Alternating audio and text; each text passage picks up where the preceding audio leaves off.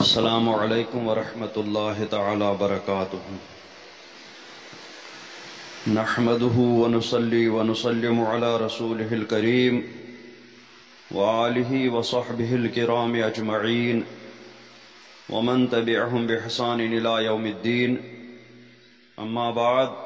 فأعوذ بالله من الشيطان الرجيم، بسم الله الرحمن الرحيم۔ قال هي راودتني عن نفسي وشهد شاهد من أهلها إن كان قميصه قد من قبل فصدقت وهو من الكاذبين وإن كان قميصه قد من دبر فكذبت وهو من الصادقين۔ الآيات۔ صدق الله مولانا العظيم وبلغنا رسوله النبي الأمين الكريم ونحن على ذلك لمن الشاہدین والشاکرین والحمد للہ رب العالمین۔ آئیے سب سے پہلے اپنے آقا مولا تاجدار مدینہ صلی اللہ تعالی علیہ وسلم کی بارگاہ بے کس پناہ میں درود شریف کا نذرانہ پیش کریں۔ پڑھیں بآواز بلند، اللہم صلی علی سیدنا محمد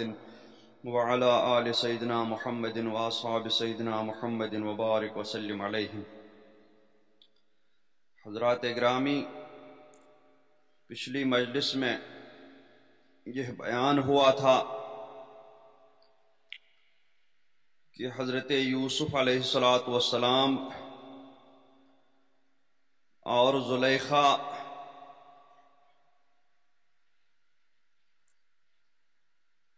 جب باہر نکل رہے تھے اس محل سے تو دروازے پر انہیں زلیخا کے شوہر ملے، تو زلیخا نے جب شوہر کو اچانک دیکھا تو سہم گئی کہ اب کیا کریں، تو اس نے فوراً حضرت یوسف علیہ السلام کے اوپر اس غلطی کی ذمہ داری ڈالتے ہوئے کہا کہ ما جزاء من اراد بأہلک سوءا الا ان یسجن او عذاب علیم، کہ کیا سزا ہے اس کی جس نے تیری گھر والی سے بدی چاہی مگر یہ کہ قید کیا جائے یا دکھ کی مار۔ یعنی انہوں نے حضرت سیدنا یوسف علیہ السلام کو قصوروار ٹھہرایا۔ اب اگر بات صرف اتنی ہوتی کہ زلیخا کا گناہ، زلیخا کی غلطی اپنے سر لے لینی تھی، تو شاید حضرت یوسف علیہ السلام خاموش بھی رہتے، لیکن یہاں بات یہ تھی کہ جس عزیز مصر نے حضرت یوسف علیہ السلام کو اپنے گھر لا کر کے عزت اور تعظیم و تکریم کے ساتھ رکھا، کھانے پینے اور ان کے آرام کا ہر طریقے سے خیال رکھا، اور ظاہری طور پر ان کی آسائش میں کسی قسم کی کمی نہ رہنے دی، ان کا بھرپور خیال رکھا، ان پر احسان کیا، انہی عزیز مصر کی بیوی زلیخا نے عزیز مصر سے یہ کہا کہ حضرت یوسف علیہ السلام نے ان کے ساتھ بدی چاہی، برائی کا ارادہ کیا، تو حضرت یوسف علیہ السلام نے چونکہ دیکھا کہ اس میں صرف اتنا ہی نہیں کہ مجھ پر ایک ناکردہ گناہ کا بوجھ ڈالا جا رہا ہے، بلکہ مجھے احسان فراموش بھی قرار دیا جا رہا ہے کہ جس عزیز مصر نے میرا اتنا خیال رکھا، مجھ پر اتنا احسان کیا، میں نے انہی کی بیوی پر معاذ اللہ ہاتھ ڈالا، میں نے ان کے احسان کا بدلہ معاذ اللہ یہی دیا کہ ان کی بیوی کے ساتھ غلط ارادہ کیا، تو اس لیے حضرت یوسف علیہ السلام نے فوراً ہی اس الزام کی تردید کی اور کہا کہ میں ایسا کیسے کر سکتا ہوں، مجھ پر آپ کے اتنے بڑے احسانات ہیں، اتنا خیال رکھا، میں نے بالکل ہی برائی کا ارادہ نہیں کیا، بلکہ ہی راودتنی عن نفسی، اس نے مجھ کو لبھایا کہ میں اپنی حفاظت نہ کروں، ان کی طرف مائل ہو جاؤں، میں نے ایسا کچھ بھی دل میں ارادہ نہیں کیا۔ تو اب عزیز مصر نے جب دیکھا کہ حضرت یوسف علیہ السلام تو بری ہیں اور ارادہ زلیخا ہی نے کیا تھا، لیکن چونکہ ادھر بیوی تھی اور ادھر حضرت یوسف علیہ السلام جن کو عزیز مصر نے بازار سے خرید کر کے گھر میں رکھا تھا، اس وجہ سے انہوں نے حضرت یوسف علیہ السلام کی بات کو بہت زیادہ اہمیت نہیں دی، زلیخا ہی کی بات کو مان لیا۔ لیکن پھر بھی حضرت یوسف علیہ السلام نے اپنے سر سے وہ بوجھ اتارنا چاہا، اور پھر اس کے بعد قرآن پاک میں آیا کہ وَشَهِدَ شَاهِدٌ مِّنْ أَهْلِهَا، کہ زلیخا کے گھر والوں میں سے ہی ایک گواہ نے گواہی دی کہ اس کا فیصلہ کیسے ہو، تو ایک گواہ نے گواہی دی۔ اب سوال یہ پیدا ہوتا ہے کہ وہاں تو ایک حضرت یوسف علیہ السلام تھے اور دوسری زلیخا تھی، تو تیسرا کوئی گواہ تھا نہیں کہ جو گواہی دے دیتا، چونکہ 7 دروازے تقریباً پار کرنے کے بعد وہ خلوت خانہ آتا تھا کہ جہاں یہ سب کچھ ہوا تھا، اور وہاں حضرت یوسف علیہ السلام اور زلیخا کے علاوہ کوئی تیسرا موجود نہیں تھا۔ تو اب یہ گواہ کہاں سے آ گیا جنہوں نے گواہی دی؟ اس لیے علماء کرام نے اس کی تفسیر میں فرمایا کہ ٹھیک ہے حضرت یوسف علیہ السلام اور زلیخا کے علاوہ وہاں کوئی تیسرا نہیں تھا، لیکن اللہ تبارک و تعالی سب کچھ دیکھ رہا ہے۔ اللہ تبارک و تعالی نے ایک شیرخوار بچے کے منہ سے گواہی دلوائی۔ زلیخا کے خاندان میں ایک 3-4 مہینے کا بچہ تھا، تو چونکہ اگر بڑا ہوتا تو اس کو تو ضرور بتا دیا جاتا، تم تھے نہیں، تم نے کیسے گواہی دی۔ اب ایک 4 مہینہ کا بچہ جو بول نہیں سکتا تھا، جو چل پھر نہیں سکتا تھا، اللہ تبارک و تعالی نے اس بچے کو ہی گویائی دی، اسی کو زبان دی، اور وہ بچہ بولا کہ ان کان قمیصہ قد من قبل فصدقت وہو من الکاذبین۔ اب اس بچے سے تو سوال ہو نہیں سکتا تھا،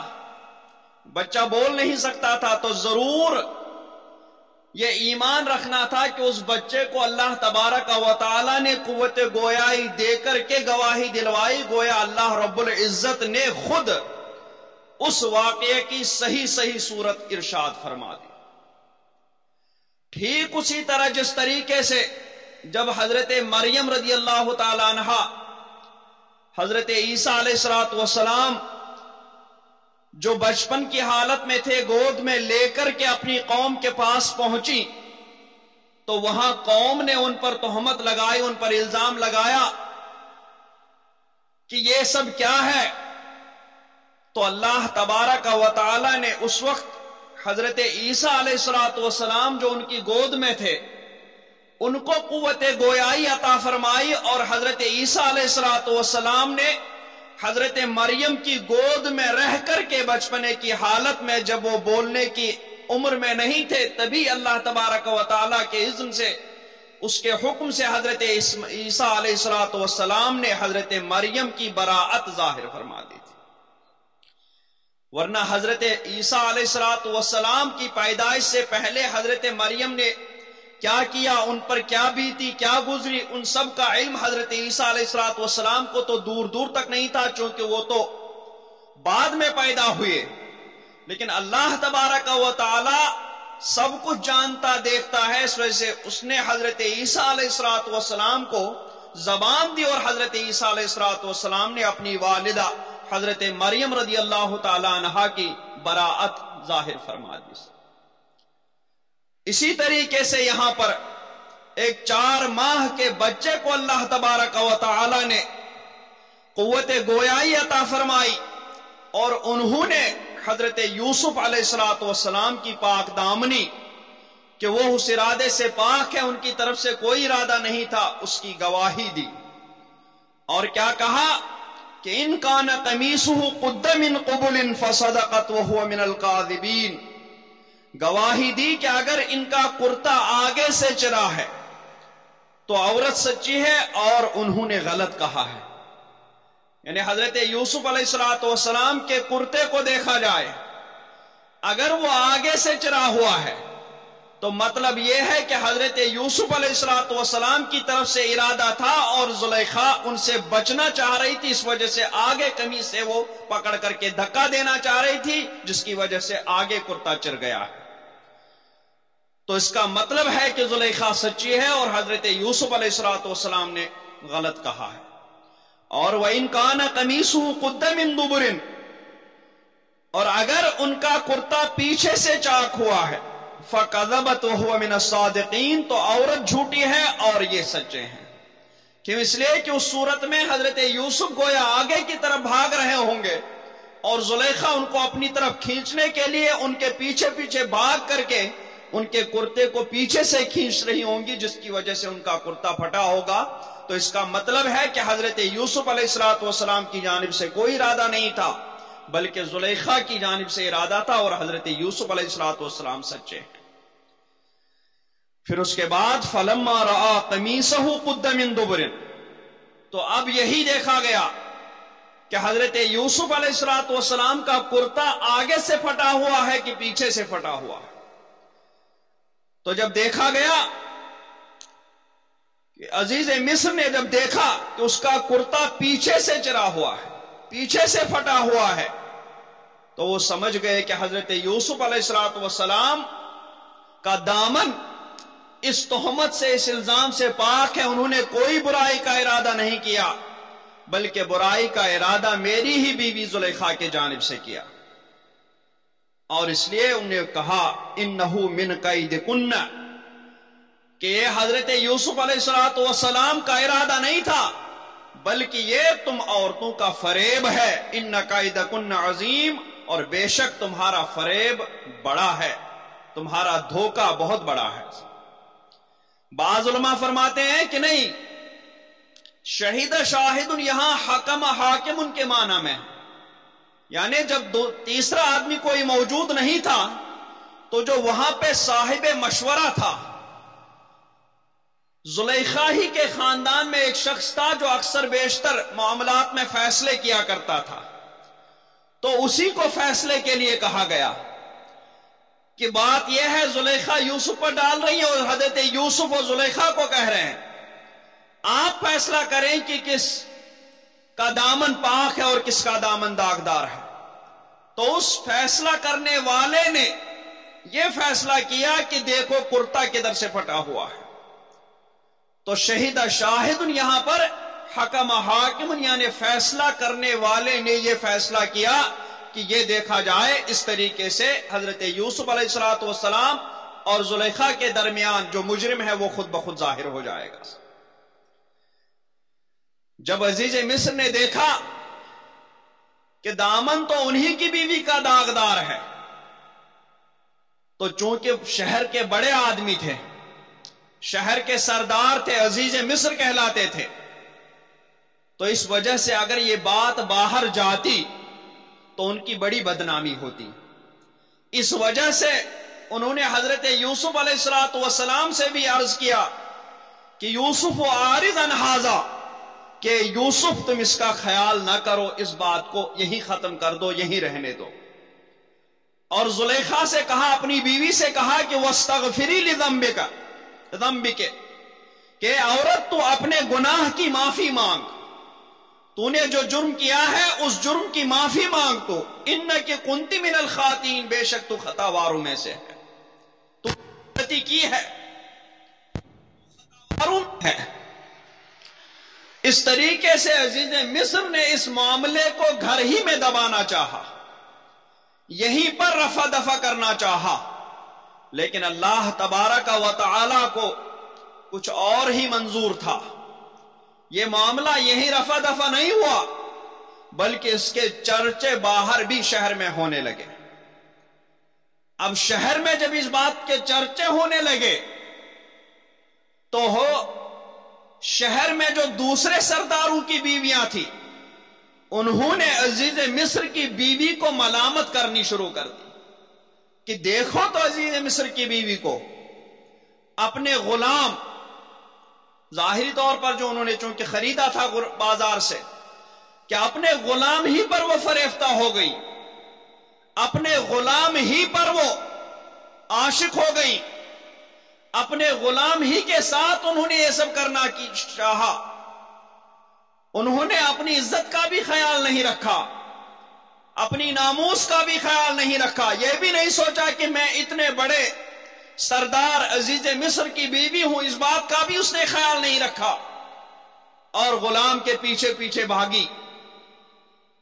تو یہ چرچے، یہ باتیں شہر میں ہونے لگی، شہر کے سرداروں کی گھروں میں بیویوں کے درمیان یہ باتیں ہونے لگی. جب حضرت ان کے زلیخا تک یہ بات پہنچی کہ شہر میں اس طریقے سے چرچے ہو رہے ہیں، میرے بارے میں یہ باتیں کی جا رہی ہیں، تو زلیخا نے شہر کے سرداروں کی جو بیویاں تھیں، ان سب شہر کے سرداروں کی جو عورتیں تھیں، ان سب کی ایک زبردست دعوت کری، سب کی ایک زوردار دعوت کری کہ اب میں ان کو بتا دوں گی کہ میرا حال کس وجہ سے ایسا ہوتا. ان کو بھی اب میں آزمائش کروں گی، ان کو دکھا دوں گی کہ میں ایسے ویسے اتنی بے حال نہیں ہو گئی. تو انہوں نے ایک بہترین دعوت کا اہتمام کیا. اللہ تبارک و تعالیٰ فرماتا ہے وَقَالَ نِسْوَةٌ مِّنَ الْمَدِينَةِ، اور شہر میں کچھ عورتیں بولی امرأۃ العزیز تراود فتاها عن نفسه، کہ عزیز کی بیوی اپنے نوجوان کا دل لبھاتی ہیں. قد شغفها حبا، بے شک ان کی محبت اس کے دل میں گھر کر چکی ہے، اس کے دل میں رچ بس چکی ہے. انا لنراها فی ضلال مبین، ہم اس کو یعنی زلیخا کو صریح خود رفتہ پاتے ہیں، وہ سے شرم بھی نہیں آ رہی ہے. فلما سمعت بمکرہن، ادھر زلیخا نے جب ان کا چکروا، ان کے وہ باتیں، ان کی وہ تان و تشنی سنی، تو ارسلت الیہن، تو ان عورتوں کو بلا بھیجا، دعوت دی، دعوت کا اہتمام کیا. وَأَعْتَدَتْ لَهُنَّ مُتَّكَأً، ہلکی پھلکی دعوت نہیں بلکہ ان کے لیے مسندیں تیار کی، دسترخوان سجوائے، پھل رکھے، طرح طرح کے کھانے سجائے، طرح طرح کے پکوان سجائے، اور پھر پلیٹیں سجائی گئیں. ان پلیٹوں میں چھریاں بھی رکھی گئیں پھل کاٹنے کے لیے یا کوئی اور چیز. وَآتَدَتْ لَهُنَّ مُتَّكَأً وَآتَتْ كُلَّ وَاحِدَةٍ مِّنْهُنَّ سِكِّينًا، اور پھر ان عورتوں کو بلا بھیجا. وہ عورتیں جب گھر پہ آئیں، زلیخا کی اس دعوت میں شریک ہونے کے لیے پہنچی، تو وہاں پر اس دسترخوان پر ان میں کھانا سامنے تھا، پھل سامنے تھے، تو زلیخا نے سب کے ہاتھوں میں ایک ایک چھری دے دی. وَآتَتْ كُلَّ وَاحِدَةٍ مِّنْهُنَّ سِكِّينًا، اور ان میں ہر ایک کو ایک چھری دی. وَقَالَتِ اخْرُجْ عَلَيْهِنَّ، چھری دے کر کے ادھر حضرت یوسف علیہ السلام کو بھی خوب اچھے لباس پہنایا تھا، اور جو ہی ان لوگوں کے ہاتھوں میں انہوں نے چھری دی، حضرت یوسف علیہ السلام کو اشارہ کیا کہ ان پر نکلا. اخرج علیہن، کن عورتوں کے سامنے آ جاؤ. وہ عورتیں بھی بہت سج دج کر کے آ گئی تھی، زیورات پہن کر کے آ گئی تھی، اچھے اچھے ملبوسات پہن کر کے آ گئی تھی. تو زلیخا نے سوچا کہ اب میں دکھا دوں گی ان لوگوں کو. جو ہی وہ چھری ہاتھوں میں دے دی، اسی وقت حضرت یوسف سے کہا کہ آ جاؤ، ان عورتوں کے سامنے نکل آؤ. تو حضرت یوسف علیہ السلام نے پہلے تو منع کیا، خوب منع کیا کہ نہیں جانا ہے مجھے عورتوں کے سامنے. لیکن جب زلیخا نے بہت زیادہ زور زبردستی کی، تب حضرت یوسف علیہ السلام نے کہا ٹھیک ہے. اور حضرت یوسف علیہ السلام اپنی نظریں نیچی کیے ہوئے پورے پیغمبرانہ جاہ و جلال کے ساتھ، پورے حسن و جمال کے ساتھ جب ان مصری عورتوں کے سامنے آئے، فَلَمَّا رَأَيْنَهُ أَكْبَرْنَهُ، اور جب ان عورتوں نے یوسف کو دیکھا تو دیکھ کر کے ان کے ہوش اڑ گئے، اس کی بڑائی بولنے لگی. وَقَطَّعْنَ أَيْدِيَهُنَّ، جو چھریاں ان کے ہاتھوں میں پھل کاٹنے کے لیے دی گئی تھی، ان چھریوں سے پھل کاٹنے کے بجائے انہوں نے اپنی انگلیاں کاٹ دی، اپنے ہاتھ کاٹ دیے، اپنے ہاتھ زخمی کر دیے. اور انہیں تکلیف کا احساس بھی نہیں ہو رہا تھا کہ ہم پھل نہیں کاٹ رہے ہیں، بلکہ ہم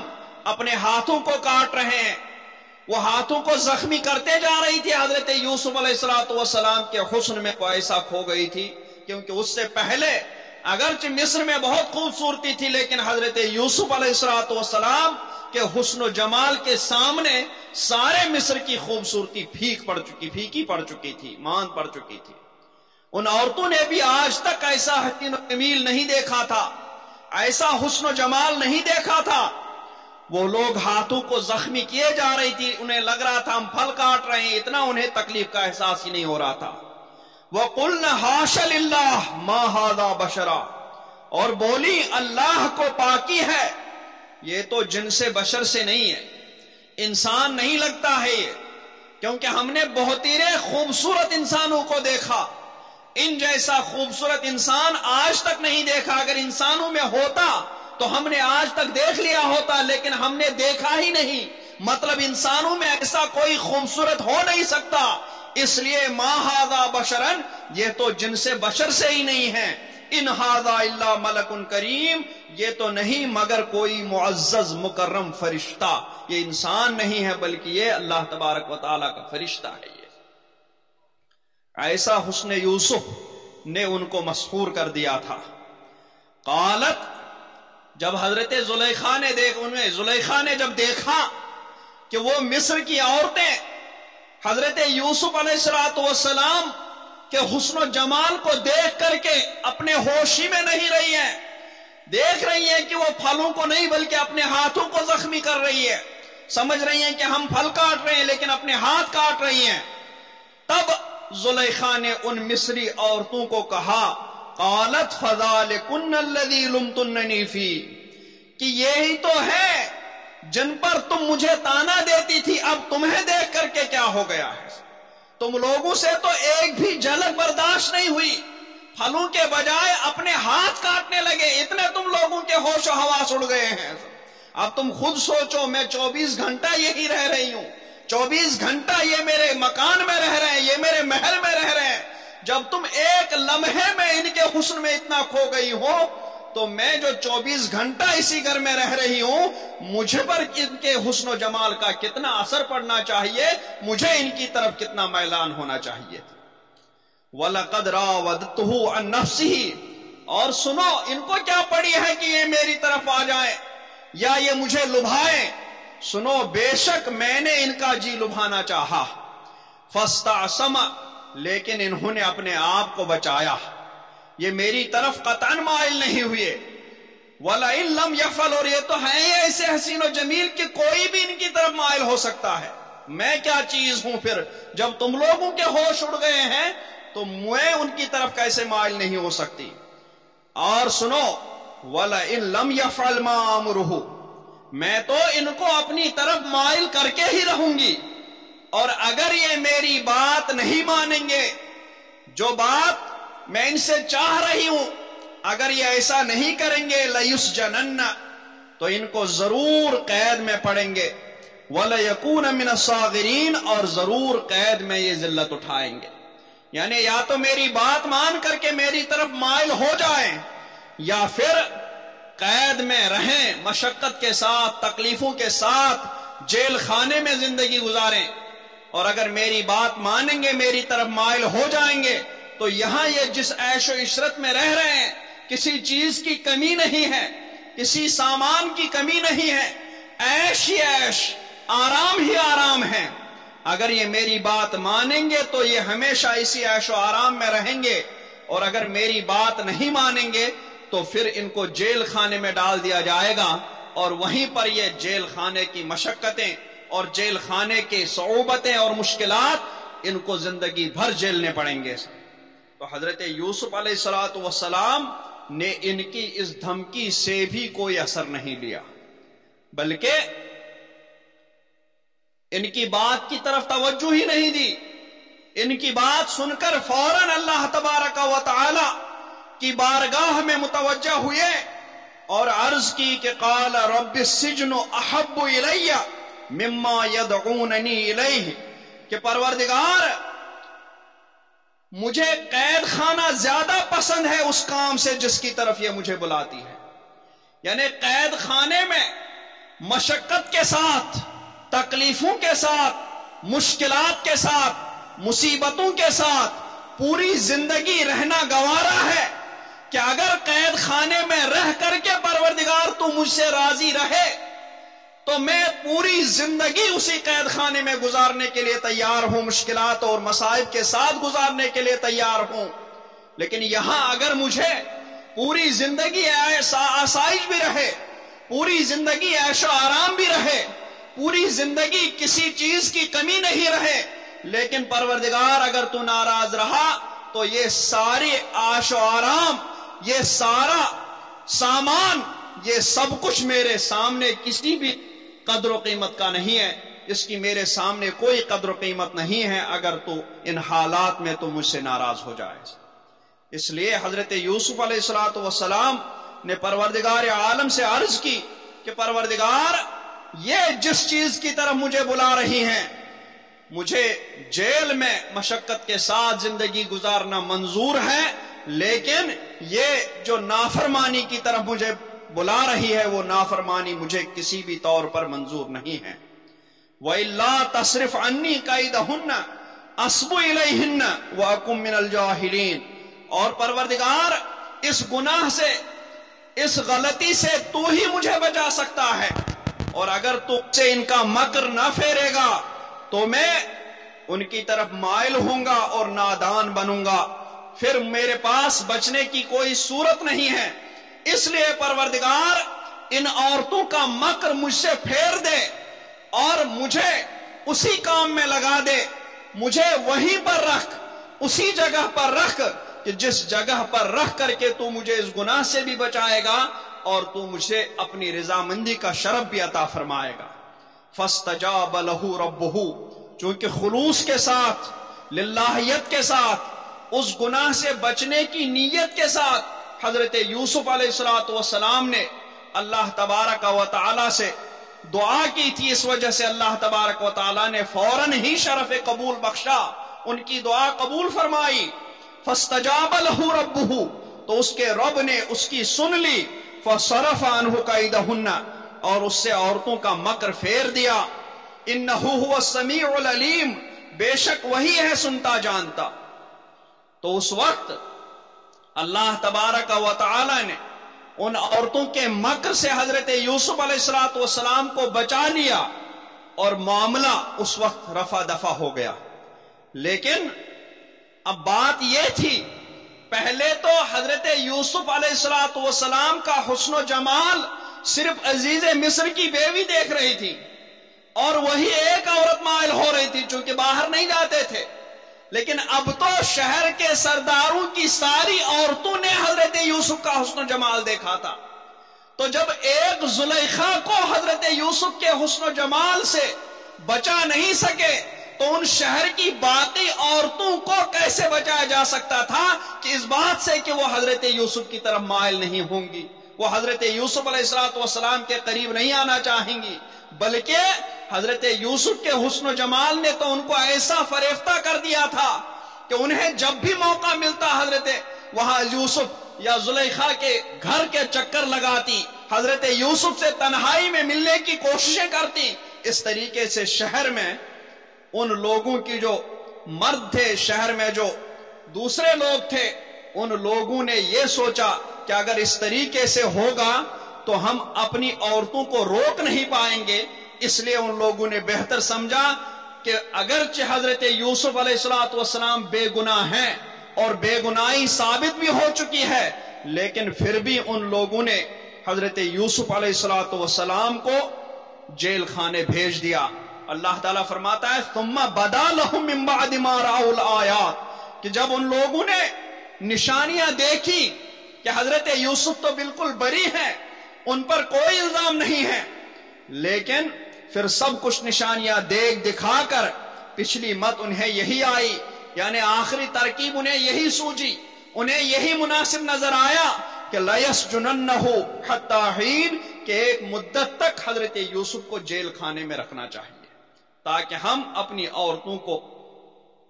حضرت یوسف کی طرف مائل ہونے سے روک سکیں. یہ ان لوگوں نے رائے سمجھی، ان لوگوں نے مناسب سمجھا. تو حضرت یوسف علیہ السلام پھر سے آزمائش میں آ گئے. یعنی پہلے حضرت یعقوب علیہ السلام کی جو ان کی طرف محبت تھی، ورنہ حضرت یعقوب اپنی تمام اولاد کے حقوق یکساں ادا کرتے تھے. حضرت یعقوب کی اولاد کو یہ شکایت نہیں تھی کہ ہمارے ابا ہمیں یہ نہیں دیتے ہیں، وہ نہیں دیتے ہیں، یوسف کو دیتے ہیں، ان کو دیتے ہیں، نہ، بلکہ انہیں یہ شکایت تھی کہ حضرت یعقوب کا میلان، دلی میلان، وہ یوسف کی طرف زیادہ ہے. یہ چیز ان سے برداشت نہیں ہوئی تھی، اور وہاں پر یہی حضرت یعقوب کا حضرت یوسف کی طرف قلبی میلان، یہی وہاں حضرت یوسف کے لیے آزمائش کا سبب بن گیا، اور ان کے بھائیوں نے ان کو اس کنویں میں ڈال دیا، جس کی وجہ سے کچھ وقت تک کے لیے حضرت یوسف علیہ السلام کو غلامانہ زندگی گزارنی پڑی. تو وہاں پر وہ آزمائش تھی. اب اس آزمائش سے جب چھٹکارا ملا، عزیز مصر کے گھر پہنچے، اب عیش و آرام کے ساتھ رہ رہے تھے، لیکن وہاں ان کے حسن و جمال نے ان کی آزمائش پھر سے شروع کروا دی. ان کا حسن و جمال وہاں ان کے لیے آزمائش کا سبب بن گیا. زلیخا ان کی طرف مائل ہوئی، اور پھر سے حضرت یوسف علیہ السلام پاک دامن ثابت ہونے کے باوجود پھر سے اس ناکردہ گناہ کی سزا کے لیے ان کو جیل میں ڈالا گیا.